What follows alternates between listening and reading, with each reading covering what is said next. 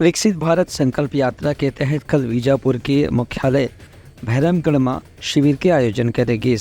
यहाँ केंद्रीय योजना के हितग्राही मन ला ओखर बारे में जानकारी देगी। संगे संग अलग अलग विभाग में स्टॉल लगा के लाभार्थी मन ला जानकारी प्रदान करीन। एमा राजस्व विभाग, कृषि, खाद्य, पशुधन, महिला बाल विकास, सहकारिता, स्वास्थ्य विभाग के स्टॉल में खास तौर से सरकारी योजना की जानकारी। वहीं स्वास्थ्य विभाग द्वारा ले निःशुल्क चिकित्सा शिविर के आयोजन घलो करेगी, जेमा blood pressure, sugar, malaria, TB, anaemia के जांच करके मरीज मन ला निःशुल्क दवाई उपलब्ध कराएगी।